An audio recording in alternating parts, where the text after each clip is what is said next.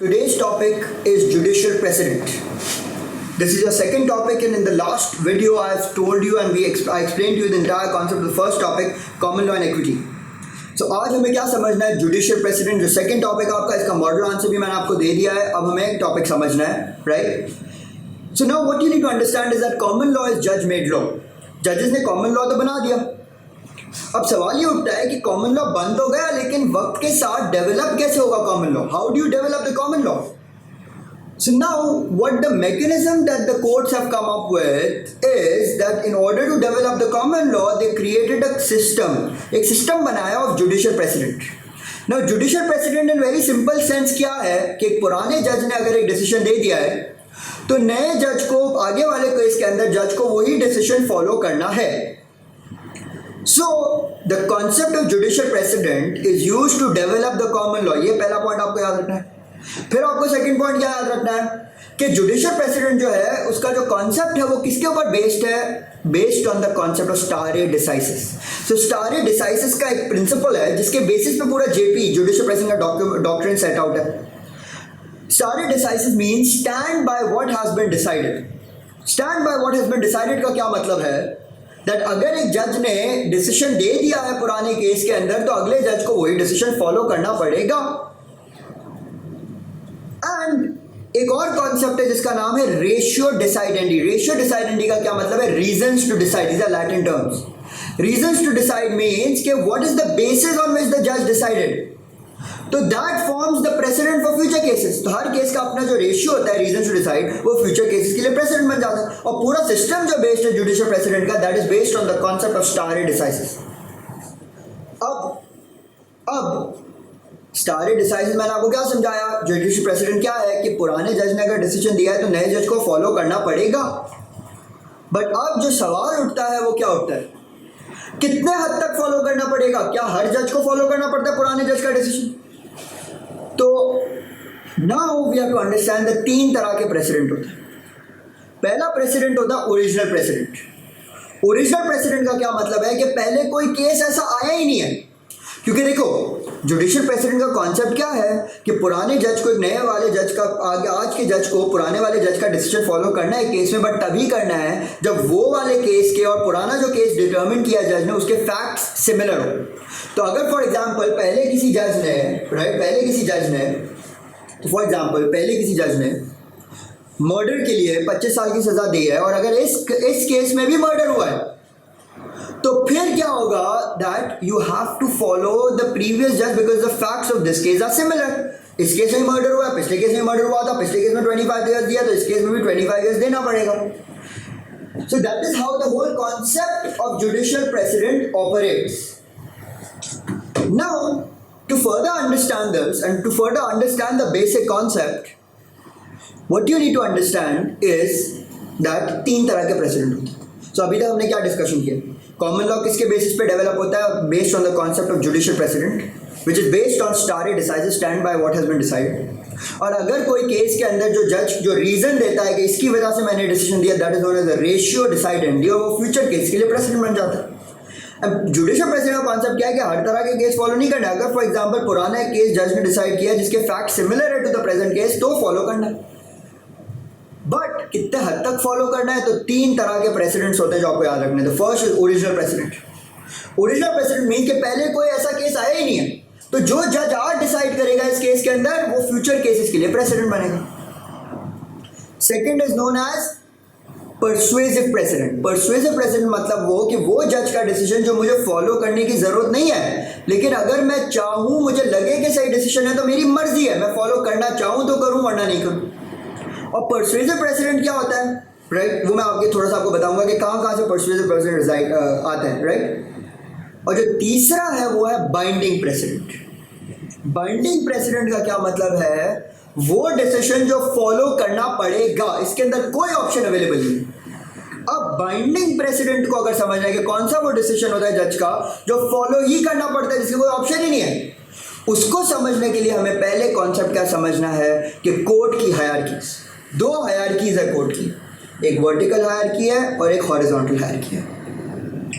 Vertical hierarchy का क्या मतलब है कि ऊपर वाला कोर्ट कौन सा, फिर नीचे कौन सा आता है, सीनियर मोस्ट और जूनियर तक. और वर्टिकल हायरार्की का बहुत सिंपल रूल है, ऊपर वाले कोर्ट का डिसीजन नीचे वाले को फॉलो करना पड़ेगा, करना ही पड़ेगा, there is no other option. So in the UK the topmost court of England Wales is the supreme court, followed by the court of appeals, followed by the divisional courts, followed by the lower courts. So topmost court supreme court, फिर court of appeal आता है, फिर divisional आता है, फिर lower courts आता है। And rule ये है वर्टिकल प्रेसिडेंट, वर्टिकल हायरार्की का, कि बाइंडिंग प्रेसिडेंट को अगर समझे, ऊपर वाले कोर्ट का डिसीजन नीचे वाले को फॉलो करना पड़ेगा, there is no option, he will have to follow it, there is no option whatsoever, he has to follow it. That is the concept of vertical hierarchy. अब इस कॉन्सेप्ट को एक बंदे ने, there's one person who challenged this, which is Lord Denning. Lord Denning, what did he do? He said that no, I will not always follow the higher court. Now Lord Denning was the judge of the court of appeals. Supreme court से नीचे आता है, मतलब supreme court का जो decision होगा वो court of appeal को तो फॉलो करना पड़ेगा, वर्टिकल प्रेसिडेंट का कॉन्सेप्ट है। लेकिन लॉर्ड डेनिंग ने 2 कैंपेन्स इनिशिएट किए, 2 तरह की कैंपेन्स, यानी 2 बार उसने कोशिश की कि इसका एक एक्सेप्शन बनाए, यानी क्या कि कुछ सिचुएशंस ऐसे क्रिएट करे, वो कोई ऐसा एक्सेप्शन रूल बनाए कि अगर ऐसा हो तो ऊपर वाले कोर्ट को फॉलो ना करना पड़े। और जो पहला कैंपेन उसने स्टार्ट किया वो किया lapsed rule campaign. Lapsed rule campaign बहुत सिंपल है। लैप्स्ड रूल कैंपेन के अंदर राइट क्या किया उसने कि केस आया मिलियांगोस, और मिलियांगोस केस के अंदर क्या हुआ था कि हाउस सुप्रीम कोर्ट का प्रेसिडेंट था कि डैमेजेस, जब आप केस जीत जाते हो तो जज आपको डैमेजेस अवार्ड करता है, पैसे का money award, right. So rule ये निकाला था लॉर्ड डेनिंग ने कि damages can only be paid in pounds, right. Supreme court का प्रेसिडेंट क्या था कि damages can only be paid in pounds, no other currency. अब सुप्रीम कोर्ट ने जब बोला है कि damages has to be paid in pounds, तो जितने नीचे वाले कोर्ट्स हैं उनको सबको क्या किस फॉर्म में डैमेजेस देने, पाउंड्स में। प्रेसिडेंट सेट है, ऊपर वाले कोर्ट ने बोला है। अब ये जो सेट हुआ था प्रेसिडेंट बहुत पहले हुआ था, और मिलियांगोस आया 1980s में, जब pound was no longer a stable currency, UK उस टाइम पे सुपर पावर नहीं था। सो लॉर्ड डेनिंग ने क्या कॉन्सेप्ट इंट्रोड्यूस किया, उसने बोला एक एक्सेप्शन क्रिएट करने की कोशिश की, लैप्स्ड रूल कैंपेन। लैप्स्ड मतलब आउटडेटेड रूल। उसने बोला कि yes we are the court of appeals, we are lower than you, supreme court ऊपर है, कोर्ट ऑफ अपील नीचे, वी एग्री, हम सारे डिसीजन आपके फॉलो करेंगे, सारे, लेकिन वो डिसीजन जो आउटडेट हो गया है, पुराना हो गया है, वो खाली हम फॉलो नहीं करेंगे, बाकी सब फॉलो करेंगे। This was the lapsed rule campaign, कि we will follow all decisions, but जो पुराना आउटडेटेड डिसीजन है वो फॉलो नहीं करेंगे। तो he was trying to create an exception to the vertical hierarchy binding precedent. Miliangos case appeal पे जब गया हाउस ऑफ लॉर्ड्स के पास, हाउस ऑफ लॉर्ड्स ने रिजेक्ट कर दिया। हाउस ऑफ लॉर्ड्स ने क्या बोला, सॉरी, आउटडेटेड डिसीजन हो, पुराना डिसीजन हो, कुछ भी हो, we are senior court, you are junior court, you have to follow it, ऊपर वाले कोर्ट को फॉलो करना पड़ेगा, कोई एक्सेप्शन नहीं। सो लैप्स्ड रूल कैंपेन ट्राई तो किया लॉर्ड डेनिंग ने। क्यों ट्राई किया? कि उसको एक एक्सेप्शन क्रिएट करना था कि ऊपर वाले कोर्ट को कभी कभी ना फॉलो करना पड़े उसके लिए, लेकिन ये फेल हो गया और ये बात क्लियर हो गई कि ऊपर वाले कोर्ट को फॉलो करना है। फिर लॉर्ड डेनिंग ने इसके बाद एक नया कैंपेन शुरू किया which is known as the per incurium campaign. Per incurium is just a Latin word, don't be scared, it means गलती, in error. अब per incurium campaign ने उसने स्टार्ट किया ब्रूम वर्सेस कैसल से। ब्रूम वर्सेस कैसल का एक case आया court of appeal में, और सुप्रीम कोर्ट का एक डिसीजन था पुराना, सिमिलर था इससे, रुक्स वर्सेस बर्नार्ड का। लॉर्ड डेनिंग को लगा कि रुक्स वर्सेस बर्नार्ड गलत डिसीजन है, इट्स अ रॉन्ग डिसीजन। सो जब उसको लगा कि गलत डिसीजन है, राइट, तो लॉर्ड डेनिंग ने एक वापस कैंपेन इनिशिएट किया, कोशिश की कि वर्टिकल हायरार्की से थोड़ा एक्सेप्शन बना सके। एंड व्हाट डिड ही से, he did not follow the supreme court. और उसने दूसरा जो कैंपेन है ये पर इंक्यूरियम, उसमें किस बेसिस पर उसने किया कि हम ऊपर वाले कोर्ट के सारे डिसीजन फॉलो करेंगे, will follow all the decision of the top court, but वो डिसीजन जो गलत है, गलत पर इंक्यूरियम गलत लगता है, वो फॉलो नहीं करेंगे। सारे डिसीजन फॉलो करेंगे बट गलत डिसीजन फॉलो नहीं करेंगे। That is what Lord Denning started, that will follow all decisions of the supreme Court, but जो गलत डिसीजन हो खाली वो फॉलो नहीं करेंगे। तो he was trying to create another exception to the vertical hierarchy, per incuriam campaign. सो पहले campaign में से क्या बोला, जो पुराने डिसीजन वो फॉलो नहीं करेंगे, तो हाउस बोला सॉरी ऐसा कुछ नहीं, सब फॉलो करना। फिर पर इंक्यूरियम में ये बात शुरू की उसने। अब ये भी ऊपर गया था सुप्रीम कोर्ट के पास केस ब्रूम वर्सेस कैसल का, और उसमें भी सुप्रीम कोर्ट ने क्या बोला, सॉरी, गलत डिसीजन हो या सही डिसीजन हो, हमारा डिसीजन है, हम आपसे बड़े कोर्ट हैं, you have to follow it, if you don't follow it that's wrong. And then this campaign also fail. So अभी तक हमने क्या पढ़ा, स्ट्रक्चर, तुम्हारे पास मॉडल आंसर मैंने दिया हुआ, इसके अंदर इसी तरह मैंने आपको बताया कि पहले आप जुडिशियल प्रेसिडेंट को इंट्रोड्यूस करोगे कि जुडिशियल प्रेसिडेंट के बेसिस पे कॉमन लॉ डेवलप होता है। जुडिशियल प्रेसिडेंट मतलब क्या कि पुराना डिसीजन अगर दिया है जज ने और एक नया केस आया जो सिमिलर फैक्ट्स वाला है तो पुराने जज का डिसीजन फॉलो करना पड़ेगा। This whole concept is based on the concept stare decisis, stand by what has been decided. और एक इंडिविजुअल केस के अंदर जो जजमेंट आती है वो फ्यूचर केसेस के लिए प्रेसिडेंट बन जाता है, that is known as the ratio decidendi. And the three types of precedent, original precedent जो कभी पहले केस नहीं आया, कभी कोई प्रेसिडेंट है ही नहीं, तो नया प्रेसिडेंट आज बनेगा इस केस के अंदर। दूसरा परसुएसिव, इसकी आगे बात करेंगे, राइट, जो फॉलो करने की जरूरत नहीं है, करना चाहो तो कर लो। एंड थर्ड इज बाइंडिंग, जो फॉलो करना पड़ेगा, नो ऑप्शन। अब बाइंडिंग प्रेसिडेंट को समझने के लिए हमें क्या देखना है, कोर्ट की हायरार्कीज। पहली क्या हायरार्की है, वर्टिकल हायरार्की। वर्टिकल हायरार्की क्या है, ऊपर वाले कोर्ट का डिसीजन है, नीचे वाले को फॉलो करना पड़ेगा, no option. Lord Denning tried to create an exception to this in the lapse rule campaign पर बोथ फेल्ड। तो एक बात आज क्लियर है कि ऊपर वाले कोर्ट का डिसीजन जो भी होगा नीचे वाले कोर्ट को फॉलो करना पड़ेगा, नो ऑप्शन। ये आपका हो गया वर्टिकल हायरार्की। तो बाइंडिंग प्रेसिडेंट समझने के लिए पहली हायरार्की क्या समझिए, ऊपर वाले कोर्ट का डिसीजन फॉलो करना पड़ेगा, no option, that is binding. However, अब दूसरा जो हायरार्की है जो समझने वो क्या है कि अगर एक ही कोर्ट है, जैसे सुप्रीम कोर्ट है, कोर्ट ऑफ अपील, उसके अंदर बहुत सारे जजेस बैठते हैं, इतने सालों से बैठ रहे हैं, तो एक कोर्ट को अपना पुराना डिसीजन कितने हद तक फॉलो करना है, अपना खुद का पुराना डिसीजन फॉलो करना है कि नहीं करना, इसके लिए हर कोर्ट की अपनी हिस्ट्री है जो हमें समझनी है। तो पहला जो कोर्ट है वो है सुप्रीम कोर्ट ऑफ इंग्लैंड। अब सुप्रीम कोर्ट ऑफ इंग्लैंड जो है, हाउस ऑफ लॉर्ड्स कहते थे उससे पहले, 1898 से पहले it was not bound to follow its own past decisions. 1898 से पहले उसके अपने जितने भी पुराने डिसीजन थे उसको फॉलो करने की जरूरत नहीं थी। They did not need to follow it, उनकी मर्जी थी, फॉलो करना तो करो, नहीं तो नहीं। तो मतलब उनके अपने पुराने डिसीजन 1898 से पहले बाइंडिंग नहीं थे। बट 1898 के अंदर एक केस आया, लंदन स्ट्रीट ट्रामवेज। और लंदन स्ट्रीट ट्रामवेज के अंदर क्या हुआ कि सुप्रीम कोर्ट ऑफ इंग्लैंड ने ये बोला दैट आज के बाद अब हम हमारे जितने पुराने डिसीजन है कभी भी चेंज नहीं करेंगे, हम उनसे बाउंड हो जाएंगे। Meaning we will always follow our own previous decisions, we will be bound by horizontal hierarchy. And why did they say this? Because they gave a very famous statement, मैंने notes में भी आपको लिखवा के दिए, certainty in law is more important than individual hardships, कि law certain होना चाहिए। अगर हम टॉप कोर्ट है और हमारे नीचे वाले कोर्ट को तो वैसे ही हमारा डिसीजन फॉलो करना है, हम अगर हमारे डिसीजन रोज चेंज करते रहेंगे तो लॉ अनसर्टेन हो जाएगा। That is why we will not change our decision. 1898 में केस आया और उन्होंने अपने आप पे रिस्ट्रिक्शन लगा दी कि चेंज नहीं करेंगे, और ये चलता रहा सिलसिला till 1966, 70 years almost, right? So this went on. And 1966 तक एक बात क्लियर हो गई थी कि जब सुप्रीम कोर्ट अपना डिसीजन कभी भी चेंज नहीं कर रहा था तो इसके अंदर इनजस्टिस हो रहा था, लॉ आउटडेट हो गया था, सोसाइटी आगे चली गई थी। So society had moved forward and the law had become outdated. So as society had moved forward and the law became outdated, there were injustice. And because there was injustice, Supreme Court realized that we made a wrong decision. We should change our previous decision sometimes. So therefore, in 1966, they went to the Lord Chancellor and उन्होंने Lord Chancellor को बोला, who is someone equivalent to a law minister in Pakistan, right? So Lord Chancellor को ये बोला कि आप हमें power दो कि हम हमारा पुराना डिसीजन चेंज कर सकें। So Lord Chancellor ने क्या किया? They gave the House of Lords the practice statement.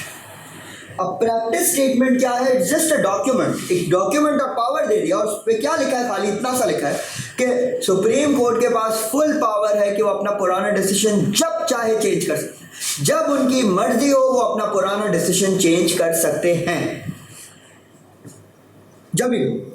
सो 1966 के अंदर सुप्रीम कोर्ट के पास फुल पावर आ गया कि वो अपने पुराने डिसीजन कभी भी चेंज कर सकते हैं, मगर पावर तो फुल है, बट उन्होंने फिर भी क्या स्टेटमेंट दी कि हम ये रोज यूज नहीं करेंगे, हम ये रेयरली यूज करेंगे, क्योंकि सर्टेनिटी लॉ में होना बहुत जरूरी है। तो अब सवाल ये उठता है वो कब यूज करेंगे, कब नहीं करेंगे। तो सुप्रीम कोर्ट के अंदर भी दो जुरिस्डिक्शन है, एक सिविल एक क्रिमिनल। सिविल मतलब प्राइवेट डिस्प्यूट जहाँ रिजॉल्व होता है, क्रिमिनल मतलब जहाँ आप कोई क्राइम करते हो और आपको जेल भिजवाते हैं, राइट, उसका केस क्रिमिनल जुरिस्डिक्शन पर है। तो सिविल जुरिस्डिक्शन के अंदर जो पहला यूज आया प्रैक्टिस स्टेटमेंट का, यानी पहली बार 1966 के बाद जो उन्होंने अपना पुराना डिसीजन चेंज किया, वो आया हैरिंगटन में तकरीबन 6 से 8 साल बाद, हैरिंगटन केस। और हैरिंगटन में उन्होंने एडी वर्सेस डम्ब्रेक का केस था, उसको ओवररूल किया प्रैक्टिस स्टेटमेंट यूज करके और नया डिसीजन सेट किया। उसके बाद मिलियांगोस का केस आया जहां हवाना रेलवेज ओवररूल हुआ, right. Pepper versus Hart, Horton versus Sandler, right, Anns versus Merton overrule हुआ, मर्फी वर्सेस ब्रेंटफोर्ड, ये नोट्स में मैंने आपको लिखवाया है। और इन सब केसेस से जो हमें ट्रेंड पता चल रहा है वो क्या पता चल रहा है कि सिविल जुरिस्डिक्शन के अंदर वो प्रैक्टिस स्टेटमेंट थोड़ा ज़्यादा यूज़ करते हैं, रेयरली बट थोड़ा सा ज़्यादा, राइट, कंपेयर टू क्रिमिनल। अभी बात करेंगे। एंड कब यूज़ करते हैं, जब लॉ पुराना हो गया होता है, सोसाइटी आउट आगे चली गई होती। तो लॉ को सोसाइटी के साथ रखने के लिए, to update the law in line with society, right, to update the law and keep it in line with society, they are using the practice statement in the civil jurisdiction. तो सारे cases जो हैं इसके अंदर either पुराना कोई गलत decision जो उन्होंने चेंज किया, या सोसाइटी आगे चली गई थी, लॉ अपडेट हो गया था, राइट, इसकी वजह से उन्होंने चेंज किया। और नोट्स में मैंने लिखा हुआ कि क्या क्या पॉइंट्स है इसके अंदर। अब क्रिमिनल जुरिस्डिक्शन में चलते हैं। सो क्रिमिनल जुरिस्डिक्शन के अंदर तो और भी रेयरली यूज करते हैं, क्योंकि देखो, अगर क्रिमिनल जुरिस्डिक्शन के अंदर आप जा रहे हो तो सजा क्या होती है? क्रिमिनल में आपका केस हारते हो आप, तो आप जेल जाते हो, आपकी पर्सनल लिबर्टी आपसे स्ट्रिप अवे हो जाती है। So the house of lords said that in criminal jurisdiction law has to be more certain, it has to be very certain, change नहीं करना बार बार। तो क्रिमिनल जुरिस्डिक्शन में तो पहला यूज जो प्रैक्टिस स्टेटमेंट का आया वो 1986 में आया, शिवपुरी के केस में, और उसमें एंडरटन वर्सेस रान ओवररूल हुआ जो 1 साल पहले सेट हुआ था, यानी 20 साल बाद पहला यूज आया प्रैक्टिस स्टेटमेंट का। और हाउस ऑफ लॉर्ड्स ने एक बात क्लियर कर दी, राइट, शिवपुरी में ही, कि हम प्रैक्टिस स्टेटमेंट बहुत रेयरली यूज करेंगे क्रिमिनल में, और कभी करेंगे जब कोई बहुत मेजर डेवलपमेंट आ गई हो सोसाइटी में, या फिर हमने कोई गलत डिसीजन सेट कर लिया। So end of the day, by virtue of all these cases, हमें क्या पता चला कि सुप्रीम कोर्ट का हमें क्या देखना। अभी हम हॉरिजॉन्टल हायरार्की देख रहे हैं। पहली बात हमने क्या बात की, वर्टिकली, ऊपर वाले कोर्ट का डिसीजन नीचे वाले में बाइंडिंग है। अब हम क्या बात करें, हॉरिजॉन्टल। मेरा पुराना डिसीजन, मेरा अपना ही पुराना डिसीजन कितने हद तक मुझ पर बाइंडिंग है? मेरे, if I am a supreme court जज, M I bound to follow supreme court जज इन द पास्ट और नॉट? उसके लिए क्या हिस्ट्री हमने पढ़ी? 1898 से पहले दे वर नॉट बाउंड। 1898 के अंदर लंदन स्ट्रीट ट्रैमवेज का केस आया, उन्होंने बोला हम चेंज नहीं करेंगे। फिर 1966 तक ये सिलसिला चला और 1966 में क्लियर हो गया कि गलत था एंड लॉ आउटडेट हो गया था, सोसाइटी आगे चली गई थी, इनजस्टिस हो रहा था, रिजिडिटी आ गई थी सिस्टम में। तो उन्होंने क्या किया, लॉ चांसलर के पास गए, उन्होंने बोला हमें पावर दो। उन्होंने फुल पावर दे दिया कि कभी भी चाहे चेंज करना आप कर लो चेंज, लेकिन उन्होंने बोला हम ये रेयरली यूज करेंगे। सिविल और क्रिमिनल के अंदर, सिविल के अंदर रेयरली यूज करते हैं, और ज़्यादातर कब करते हैं, सोसाइटी में डेवलपमेंट हो जाती है, लॉ अपडेट हो गया होता है, गलत डिसीजन। और क्रिमिनल में तो बहुत रेयरली जब कोई मेजर डिसीजन सोसाइटी में आ गया हो और लॉ बहुत ज़्यादा इनजस्टिस कर रहा है या गलत decision. That is the history of the Supreme Court and to what extent they are bound by the horizontal hierarchy. Now, Supreme Court से नीचे वाला court. So the court below the Supreme Court is the Court of Appeals. और Court of Appeals का क्या rule है? Court of Appeals का कि Court of Appeals को Supreme Court को तो फॉलो करना ही है, लेकिन क्या अपने पुराने डिसीजन फॉलो कर सकते हैं कि नहीं? Horizontal hierarchy. तो Court of Appeals को उन्होंने क्या दिया है? हाउस ऑफ लॉर्ड्स ने बोला है कि आप बिल्कुल चेंज कर सकते हो, लेकिन 3 ही सिचुएशंस में। Youngs versus Bristol aeroplane case में हाउस ऑफ लॉर्ड्स ने यंग्स रूल दिया कोर्ट ऑफ अपील को कि अगर ये 3 सिचुएशन है तो अपना पुराना डिसीजन चेंज कर सकते हो, वरना नहीं कर सकते। नाउ क्या है वो 3 सिचुएशन? नोट्स में मैंने आपको लिखवाई है, आपके पास नोट अवेलेबल होगा, अपने सामने रखिए। द फर्स्ट इज दैट जब कोई सुप्रीम कोर्ट का एक डिसीजन और एक कोर्ट ऑफ अपील का पुराना डिसीजन हो, दोनों कॉन्फ्लिक्ट में हो, यानी सुप्रीम कोर्ट का डिसीजन कुछ और कह रहा है, कोर्ट ऑफ अपील का कुछ और कह रहा है, तो ऑब्वियस बात है किसको फॉलो करना है? Supreme court, higher court. तो पहला यंग्स रूल का एक्सेप्शन ये। सेकंड, अगर एक कोर्ट के पुराने, अपने कोर्ट ऑफ अपील के पुराने 2 डिसीजन हो, लेकिन दोनों एक दूसरे से कॉन्फ्लिक्ट में हो, एक कुछ और कह रहा है, एक कुछ और, तो आज कोर्ट ऑफ अपील कोई भी एक चूज कर सकता है उसकी मर्जी से। सेकंड एक्सेप्शन ये था। बट इन दोनों एक्सेप्शन में कोई पावर दिया सुप्रीम कोर्ट वाला कि कभी भी चेंज कर लो? नहीं। पहले एक्सेप्शन में तो कोई ऐसी बात की उन्होंने जो हमें पहले से पता थी कि सुप्रीम कोर्ट का डिसीजन है, कोर्ट ऑफ अपील का है तो सुप्रीम कोर्ट को फॉलो करो। दूसरे के अंदर क्या बोला कि अगर अपने ही पुराने दो डिसीजन है तो कोई एक चूज कर लो, उसकी कोई पावर तो नहीं दिया। अब तीसरा एक्सेप्शन यंग रूल का, जब वो अपना डिसीजन चेंज कर सकते हैं, is where the decision is made per incuriam. Per incuriam का क्या मतलब है? In forgetfulness of some binding authority और without due care. Per incuriam का मतलब, पर इंक्यूरियम मतलब लैटिन फ्रेज, इट मीन्स गलती। अब देखो समझो इसको, गलती can be interpreted widely and narrowly. गलती वो भी हो सकती है जो मुझे गलती लगे। So it might be the fact that you know in this lecture मुझे लगे कि यार मैंने कोई चीज़ बहुत जल्दी पढ़ा दी तो शायद गलती हो गई मुझसे, राइट? यानी जो मैं गलती कहता हूँ, राइट? या दूसरा कि कोई और गलती डिफाइन करने के, देखो गलती वो नहीं जो आप समझ रहे हो, गलती ये है, डेफिनेशन दे दी। तो हाउस ऑफ लॉर्ड्स ने डेफिनेशन ही दे दी मोरेल वर्सेस वेकलिंग में, सर रेमंड ने, कि गलती per incuriam means in forgetfulness of some binding authority और विदाउट ड्यू केयर। यानी कोई ऐसी अथॉरिटी थी जिसको फॉलो करना था और मैंने नहीं फॉलो किया, या मैंने जल्दबाजी में डिसीजन दे दिया तो गलत कहलाएगा, आप चेंज कर सकते हो वरना नहीं। यानी इतना नैरो है पर इंक्यूरियम, इट्स वेरी नैरो। अब ये बात लॉर्ड डेनिंग को अच्छी नहीं लगी। Who was the master of the roles of Court of Appeal के जो head थे, right? Lord Denning. He was one of the judges and then he moved to becoming the Chief Justice in a way of the Court of Appeals. So, what he wanted is that he said that Court of Appeal अगर हमारा पुराना decision है, हमारी मर्जी होनी चाहिए हम जब change करें, right? Why are you giving us a definition of per incurium? तो उसको per incurium की definition को wide करना था कि गलती मतलब हमें जो गलती लगे, आप जो बता रहे हो वो नहीं, क्योंकि हमारा खुद का decision हम जब चाहे change करें, हमारी मर्जी। So he started a campaign against the horizontal hierarchy, meaning he started a campaign where he was trying to change and expand the per incurium definition कि हम जब चाहे हम decision हम change कर सकें। आप हमें ये बता रहे हो ये बहुत नैरो है, हमें इसको वाइड करना है। तो उसके लिए he started another campaign and challenged this Young's rule। and ये गेली वर्सेस ली टिवर्टन एस्टेट दो केसेस है जहाँ पे उसने अपना पुराना डिसीजन फॉलो नहीं किया। he did not follow his past decision because he thought it's पर इंक्यूरियम। उसने बोला कि भैया मुझे लगता है गलती है, मैं चेंज कर दूँगा। लेकिन बाकी कोर्ट ऑफ अपील के जजेस ने उसके साथ नहीं दिया। ही सेड नहीं, he is doing wrong, he was alone and because he did not have any support, right? सही है, उसे फॉलो नहीं किया, बट कोई मेजर चेंज नहीं आ सकता था इसकी वजह से। तो उसने फिर क्या किया, ही वाज स्मार्ट इनफ कि केस आया कोर्ट ऑफ अपील में डेविस वर्सेस जॉनसन। और डेविस जॉनसन में उसने क्या किया, उसने अकेले डिसीजन नहीं लिया, उसने एक पैनल बनाया 5 जजेस का। उन्होंने और 4 जजेस को बोला कि देखो डेविस जॉनसन में एक इशू था जो उसको लगता था कि पुराना जो कोर्ट ऑफ अपील का डिसीजन है बी वर्सेस बी और कैंटिफ वर्सेस जेनकिंस में, उसको लगता था ये गलत है और उसको ये चेंज करना था। लेकिन यंग्स रूल में फिट नहीं हो रहा था, लेकिन गलत लग रहा था उसको, तो चेंज करना था। तो उसने बोला कि ठीक है, मैं अकेला डिसीजन नहीं ले रहा, आप भी मेरे साथ बैठो, मैं आपको भी कन्विंस करूंगा, एक्सप्लेन करूंगा, और आपको भी लगे कि पुराना डिसीजन गलत है, हमें चेंज करना चाहिए, तो आप वोट कर लेना इसके अगेंस्ट या फॉर। मेरा तो 1 वोट होगा, आपके 4 वोट होंगे।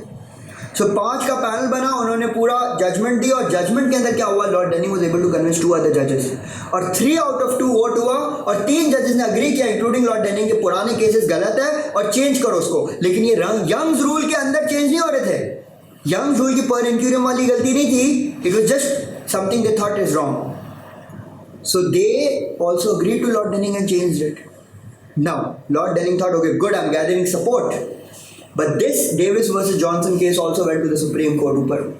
और जब सुप्रीम कोर्ट में डेविस वर्सेस जॉनसन गया तो वापस सुप्रीम कोर्ट ने इसको रिजेक्ट कर दिया और लॉर्ड डेनिंग को क्रिटिसाइज किया, और क्या बोला कि Lord Denning has led a one man crusade to free the court of appeals from the shackles of stare decisis. The house reaffirms the rule of Young's is binding on the court of appeal. कि भाई Lord डेनिंग अकेला मिलके स्टारे decisis judicial president के अंदर exceptions create करना चाह रहा है, हम नहीं मानेंगे उसको। उसने हाउस लॉर्ड ने बोला यंग्स रूल नैरो है, यंग्स रूल के अंदर अगर कोई एक्सेप्शन में आता है तो आप अपना पुराना डिसीजन चेंज कर सकते हो, वरना चेंज नहीं कर सकते। We will not allow you to change it, and therefore Lord Denning's campaign in this regard also failed. So conclusion क्या मिला, कोर्ट ऑफ अपील क्या अपना पुराना डिसीजन चेंज कर सकता है? बिल्कुल कर सकता है, अगर यंग्स के 3 एक्सेप्शन में कोई एक्सेप्शन में आ जाए। उसके अंदर तीसरा एक्सेप्शन जो है पर इंक्यूरियम, उस पर कोई केस आ सकता है, लेकिन उसकी डेफिनेशन बहुत नैरो है गलती की। Lord Denning tried to expand this definition but failed. अब उसके नीचे क्या है, divisional and lower courts, high court and county court, magistrate court and crown court, divisional lower courts. They are bound to follow the higher courts, vertical hierarchy से bound ही है, लेकिन अपने पुराने डिसीजन फॉलो ना भी करे तो कोई मसला नहीं है, हॉरिजॉन्टल हायरार्की उसको फॉलो करने की जरूरत नहीं। तो अभी तक हमने पूरा लेक्चर पढ़ा किया, जो आपको ऐसे आएगा पूरा, और ये मैं आपको पूरा पढ़ा दिया और आपके नोट्स के अंदर पूरा लिखा हुआ, खाली एक्सप्लेन कर रहा हूँ। That common law is developed based on the concept of judicial president, यानी कि पुराना डिसीजन अगर एक जज ने दिया तो आगे वाले जज को फॉलो करना पड़ेगा अगर उसका नए केस के और पुराने केस के फैक्ट सिमिलर है। It is based on the concept of stare decisis stand by what has been decided, and हर इंडिविजुअल केस का जो डिसीजन होता है उसको कहते हैं रेशियो डिसाइडेड और फ्यूचर केसेस के लिए प्रेसिडेंट बन जाता है। अब 3 तरह के प्रेसिडेंट होते हैं, ओरिजिनल के पहले कभी कोई आया ही नहीं है कोई केस, तो आज मैं जो डिसीजन सेट करूंगा वो अगले केसेस के लिए प्रेसिडेंट बनेगा। सेकंड इज पर्सुएसिव, अभी डिस्कस करेंगे, और थर्ड इज बाइंडिंग। बाइंडिंग मतलब वो वाला प्रेसिडेंट जो फॉलो करना पड़ेगा, नो ऑप्शन। अब बाइंडिंग प्रेसिडेंट समझने के लिए हमें हायरार्की समझनी पड़ेगी कि कौन सा वो डिसीजन है जो फॉलो करना ही पड़ेगा। तो पहली है वर्टिकल हायरार्की के ऊपर वाले कोर्ट का अगर डिसीजन नीचे वाले को फॉलो करना पड़ेगा। Supreme court, court of appeal, division lower, ऊपर वाले कोर्ट का डिसीजन नीचे वाले को फॉलो करना पड़ेगा, no option. Lord Denning tried to create an exception, lapse rule campaign per inquisition, but both failed. Then comes the horizontal hierarchy कि एक कोर्ट को अपना पुराना डिसीजन फॉलो करना है कि नहीं, तो सुप्रीम कोर्ट के अंदर 1898 से पहले फॉलो करने की जरूरत नहीं थी। 1898 के अंदर लेकिन केस आ गया लंदन स्ट्रीट ट्रैवलर्स, जहाँ उन्होंने बोला नहीं फॉलो करना पड़ेगा आपसे, और ये सिलसिला चला 1966 तक, जब पता चला कि गलत है, ऐसा नहीं हो सकता, हमें चेंज करना पड़ेगा क्योंकि लॉ पुराना हो गया और सोसाइटी आगे चली गई है। तो 1966 में उसको पावर दे दिया प्रैक्टिस स्टेटमेंट का, और they could change it whenever they wanted to, but they use it rarely. और सिविल और क्रिमिनल में हमने देखा किस तरह यूज करते हैं। मतलब they are bound by horizontal, they are technically not bound by horizontal, they have the full power to practice statement, mentally they want certainty in law, so they use it rarely. Then comes the Court of Appeals, so they cannot change their own past decision unless Young's के कोई exception में fall in कर जाए। Young's के exception narrow है, Lord Denning tried to expand it but failed, और High Court और Divisional और Lower Courts को अपना पुराना decision follow करने की जरूरत नहीं। अब तीसरा जो प्रेसिडेंट मैंने आपको शुरू में बताया परसुएसिव, परसुएसिव मतलब वो प्रेसिडेंट जो फॉलो करने की जरूरत नहीं है, करना चाहो तो कर लो। अब ये इसकी सोर्सेस क्या है, decision of court from other countries. तो अगर यूके का कोर्ट अगर बैठा है और पाकिस्तान में ऐसा कोई केस आया तो पाकिस्तान के जज ने बोला, तो जज does not have to follow it, but अगर उसको लगे कि रीजनिंग अच्छी है तो फॉलो करें। Decision of court from other countries. दूसरा लोअर कोर्ट डिसीजन, तो सुप्रीम कोर्ट का डिसीजन कोर्ट ऑफ अपील में बाइंडिंग है, लेकिन कोर्ट ऑफ अपील का डिसीजन है वो सुप्रीम कोर्ट में बाइंडिंग नहीं है बट परसुएसिव है, सुप्रीम कोर्ट चाहे तो फॉलो करे मर्जी। Third is orbiter statements. अब एक और चीज होती है कि जज अपनी जजमेंट के अंदर एक तो अपना जजमेंट देता है कि ये रीजन है जिसका मैंने डिसाइड किया, लेकिन उसके अलावा वो इतनी लंबी जजमेंट्स लिखता है उसके अंदर और बहुत बातें भी करते हैं जजेस, is that called right? And these things which are not related to the case are known as obiter statements. अब ऑर्बिटर स्टेटमेंट जो होती है दे कैन बी परसुएसिव। अगर किसी केस के अंदर जज ने ऑर्बिटर स्टेटमेंट दिया कि अगर ऐसा होता तो ये करना चाहिए, और अगर ऐसा ही कोई केस आ गया आगे किसी जज के पास तो उसको फॉलो करने की जरूरत नहीं ऑर्बिटर स्टेटमेंट्स, बट चाहे तो फॉलो कर ले, परसुएसिव प्रेसिडेंट वहां से आता है। These are examples. अब सवाल ये उठता है कि जुडिशियल प्रेसिडेंट का जो कॉन्सेप्ट है इसके फायदे क्या है, व्हाट आर द बेनिफिट्स। तो पहले पुराना केस आता है, नया केस आया, फैक्ट सिमिलर है, वही फॉलो करना है, यही है ना कॉन्सेप्ट। तो इससे क्या होता है, टाइम सेविंग, नए वाले जज को पूरा सोचना समझना नहीं पड़ता, पुराना प्रेसिडेंट है फॉलो करना पड़ेगा। कॉस्ट सेविंग, टाइम बचेगा तो कॉस्ट बचेगा, because lawyer fees, court fees all dependent on the time जितना केस चलता है। थर्ड इक्वालिटी, कि अगर पहले किसी केस के अंदर मर्डर के 25 साल दे दिए हैं तो आज वाले जज को 25 साल ही देने पड़ेंगे मर्डर हुआ है, चाहे वो he is a very rich man और अ पुअर मैन और अ पॉलिटिशियन और अ नॉन पॉलिटिशियन और a businessman, anything, any person, same decision, equality. Fourth flexibility, system के अंदर फ्लेक्सिबिलिटी भी है, प्रैक्टिस स्टेटमेंट है, यंग्स रूल है, राइट? तो ये फ्लेक्सिबिलिटी भी इंग्रेड है। लेकिन इसके साथ डिसएडवांटेजेस भी है जुडिशियल प्रेसिडेंट के। क्या है वो डिसएडवांटेज? रिजिडिटी, कि प्रैक्टिस स्टेटमेंट तो है सुप्रीम कोर्ट के पास बट हर बार यूज नहीं करते, वो खाली सर्टेन पैरामीटर्स में यूज करते हैं, जो हमने डिस्कस किया। कोर्ट ऑफ अपील के पास यंग्स रूल है बट बहुत नैरो है, तो सिस्टम के अंदर रिजिडिटी भी इनबिल्ट है। एंड दूसरा, इतने सारे प्रेसिडेंट्स हैं, इतने सारे प्रेसिडेंट्स हो गए क्योंकि इतनी जजमेंट्स आ गई है कि एक ट्रैक रखना प्रेसिडेंट्स का बड़ा मुश्किल है। It is very difficult to research and find the relevant precedent for lawyers and जजेस। तो ये एक और डिसएडवांटेज है। So this is the concept of judicial precedent जो आपको समझना है, और इसी कॉन्सेप्ट के बेस पर मैंने आपको मॉडल आंसर दिया है। सो आपको ये लेक्चर सुनना है मेरा, right? आपको model answer, no book, no guide, nothing. Just the model essay that I've given you and this lecture recording that you have to understand, and after that we'll do the past papers. Please listen to this carefully. और जो सवाल आपको लगता है कि मुझे ये समझ नहीं आया, please mark them down on a piece of paper so I can explain it to you individually. Thank you very much for attending this lecture on judicial precedent.